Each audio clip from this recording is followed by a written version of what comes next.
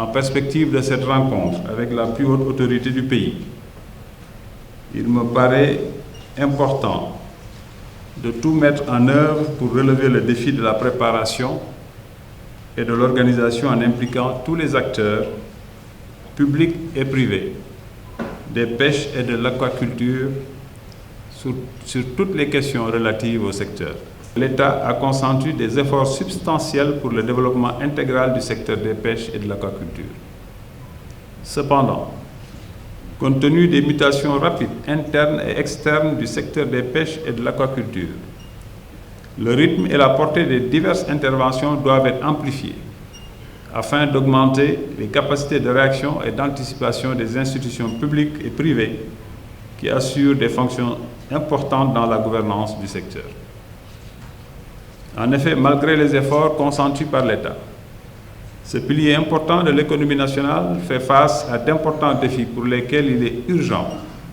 de trouver des réponses adéquates. La perspective imminente de l'exploitation pétrolière et gazière offshore, avec les risques de déversement par accident, ne sont pas à négliger et appellent de notre part une attitude de veille et d'anticipation pour convertir ces menaces en défis à relever. Au plan national, les défis majeurs concernent notamment la raréfaction des ressources, qui est une conséquence de la non-maîtrise de l'effort et des capacités de pêche, la baisse de la rentabilité des unités de pêche, le déficit d'approvisionnement en produits halieutiques du marché intérieur, des industries de transformation de la pêche ainsi que des sites de transformation artisanale, l'exacerbation de conflits de tout genre,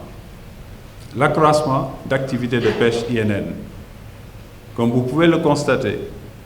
les défis auxquels le secteur des pêches et de l'aquaculture est confronté sont nombreux et multiformes.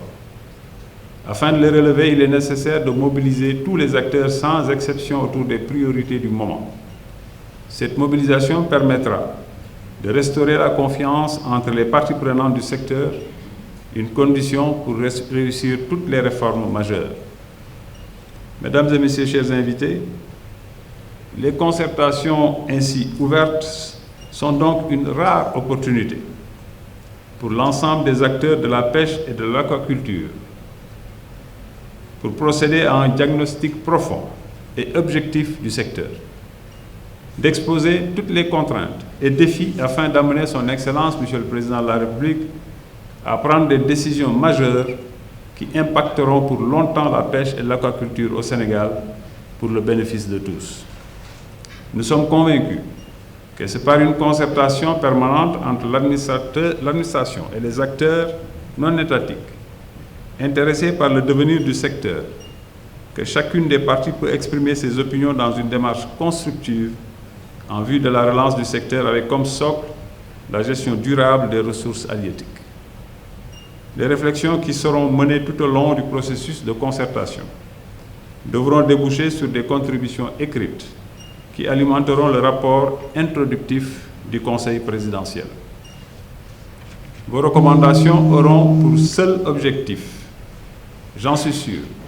de contribuer à la préservation des bénéfices procurés par le secteur, à savoir la réduction de la pauvreté, la création d'emplois, la génération de revenus, la sécurité alimentaire et nutritionnelle et l'entrée de devises, tout en souhaitant plein succès aux travaux des différentes parties prenantes. Je déclare lancer ce jour 25 mai 2021 le processus de préparation du Conseil présidentiel sur la pêche.